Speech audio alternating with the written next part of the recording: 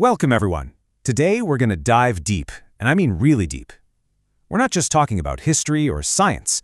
We're talking about peeling back the layers of reality itself to look at the source code, the original blueprint that literally runs everything, from the biggest galaxies out there to the deepest parts of your own soul. You see, this isn't just about how the universe was made. It's about why it was made this way, and what that means for every single one of us. So let's get into it. So, our whole story kicks off with this massive paradox. It comes from the Zohar, and it's a real mind-bender. Picture this, in the very first nanosecond of creation, this infinite primordial light just explodes into being. It's so powerful, so unbelievably brilliant, it lights up the entire cosmos in an instant, from one end to the other. And then, get this, just as soon as it appears, it's hidden, concealed, gone. An event of unimaginable scale, immediately followed by this act of cosmic hide-and-seek. And that right there sets up the central mystery we're going to unravel today. And that's the billion-dollar question, isn't it? Why? Why would the Creator bring something so perfect, so absolute into existence, only to immediately tuck it away? Was it a mistake? A cosmic change of heart? Or was it actually part of a design so incredibly sophisticated that we're only just beginning to understand it? This isn't just a philosophical question, folks. It's a question about the fundamental nature of energy, of potential, and of the very fabric of our reality. To figure this out, we've got a roadmap. First, we're going to dig into the primordial paradox. Then, we'll uncover the secret of the encrypted light and the divine tech used to store it. From there, we'll see how that light becomes the seed of creation. After that, we'll look at the 42-letter code, the operating system that runs the whole show. And finally, we'll bring it all back home and talk about how you can start unlocking your universe. Okay, so I want you to imagine, for just a second, total, absolute nothingness, a silent, pitch-black void. Then, from a single point, an explosion of light. But this isn't like starlight. No, this is the raw, unfiltered energy of existence itself. The Zohar calls it Zohar Stima'ah, the hidden splendor. It's a consciousness so pure it's not even a thought yet. This light is so potent that the very building blocks of reality, the 22 Hebrew letters, they start to glow, to vibrate, to try and build worlds. But there was a huge problem. This light was just too much. It was too raw, too intense. Its infinite power was totally incompatible with a finite world that needed to grow and evolve. Creation would have been instantly dissolved, just washed away in this perfect light before it even got started. That is the primordial paradox.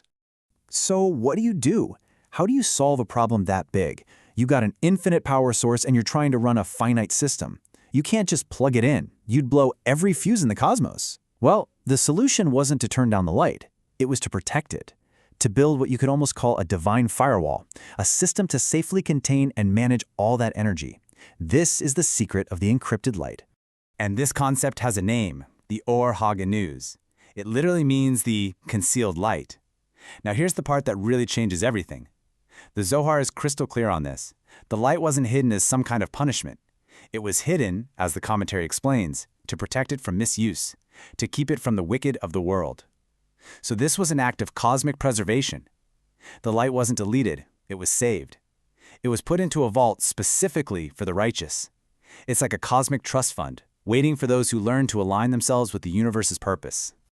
So, where exactly is this vault? The texts say the light was placed within the Brit, the covenant. Now, we usually think of a covenant as, a promise. But in this context, the Brit is described as a kind of mystical technology. It's the encryption protocol. It's the divine hard drive. It's the secure vault that's engineered to hold that infinite energy and keep it stable. It's a vessel, a structure that can contain the raw power of the Or HaGanuz without shattering, keeping it perfectly preserved in a state of pure potential.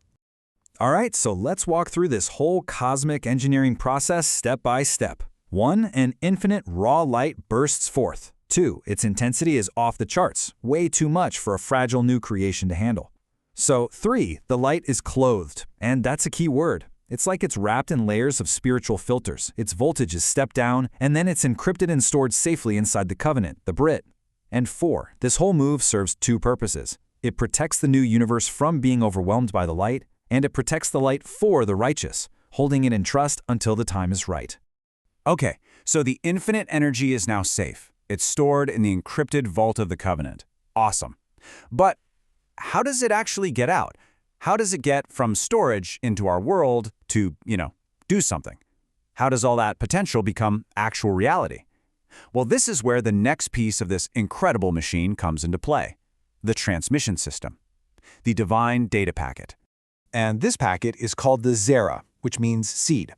The Zohar talks about this beautifully. It says that within the divine realms, there he sowed a seed to give birth for the benefit of the worlds. So think about it like this. If the hidden light is the main power plant and the covenant is the giant transformer that stabilizes all that raw energy, then the Zera is the high-voltage cable that carries a perfectly measured dose, a packet of divine data, out of the transformer and into the grid of reality. It's the seed that contains the blueprint for, well, for everything. And this slide just nails the analogy. It's brilliant. Okay, for all you gamers out there, here's the video game version. The hidden light, that's the ultimate game-breaking power-up. The covenant is the locked treasure chest it's hidden in. And the seed, that's the special key you need to find to open the chest and get the power. Now, for the cosmic engineering folks, the hidden light is the raw, infinite energy source. The covenant is the stable, encrypted archive where that energy is stored like data. And the seed is the compressed data packet, the zip file, that gets transmitted securely through the firewall to be unpacked and run by the universe's operating system. Two different ways of saying the exact same, profound thing. So we've got the power source, we've got the secure storage, we've got the transmission packet, but, raw data and energy are totally useless without a program to read them, right? You need software. You need an operating system. You need that generative algorithm that can take the incredible potential packed inside the seed and actually use it to build the complex, ordered, beautiful universe we live in. We need the engine of reality itself. And here it is, the Shen Mem Bet, the 42-letter name of God. Now this is where things get absolutely wild. The origin of this name is just staggering. The ancient wisdom teaches that it's not some random name. It's actually derived from the first 42 letters of the book of Genesis, the very beginning of the Torah. This sequence of letters isn't just a story about creation, it is the programming language of creation. It's the underlying code that tells reality how to form itself.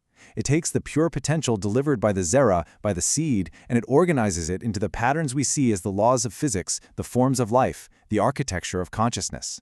It's the code that turns pure energy into matter.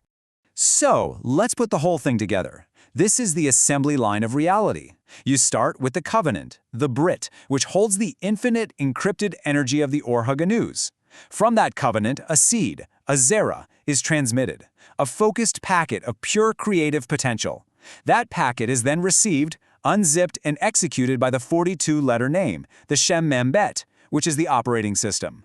And these components working in perfect, seamless harmony manifest everything. And I mean everything.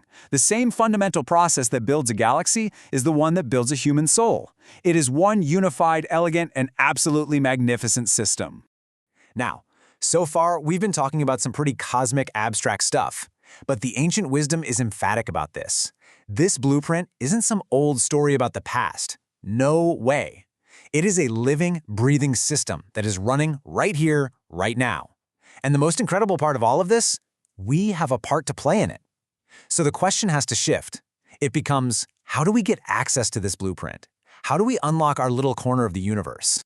Let's go back to this critical point. The light was not hidden from us. It was hidden for us. It was put in safekeeping for a future purpose.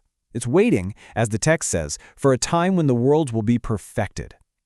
What that implies is that the release of this light is directly connected to a process of growth, of elevation, and we are the ones doing the elevating. The whole system is designed to respond to our input. And this brings us right to the heart of it all. This is the most important question. If this infinite creative power is literally locked into the code of reality, just waiting for us, how do we get the key? What does it actually mean in your day-to-day life to access this hidden light? In your job, in your family, in your own personal journey? How do we become one of those righteous people that this incredible treasure was stored for? And the answer is as profound as it is simple. The keys aren't some physical objects you find. The keys are our choices, our state of consciousness, acts of kindness, of justice, of real integrity. Those aren't just nice things to do. They are actions that literally resonate with the frequency of that 42-letter code. They align our personal energy with the cosmic blueprint. Sacred connections, through prayer, real community, meditation, they tune our consciousness to that stored energy. And deep wisdom, studying these very ideas, lets us consciously participate in the system. Our actions and our awareness are the decryption keys. We don't just live in the universe, we are active co-creators in its unfolding story, unlocking little packets of that hidden light with every single conscious choice we make. Thank you for joining us for this complete journey through the Pardes. We hope these ancient truths help you and your family improve your own dimensions this week. If you enjoyed this full chapter deep dive, please like, subscribe, and share which part of the journey touched your soul in the comments. We'll see you in the next chapter.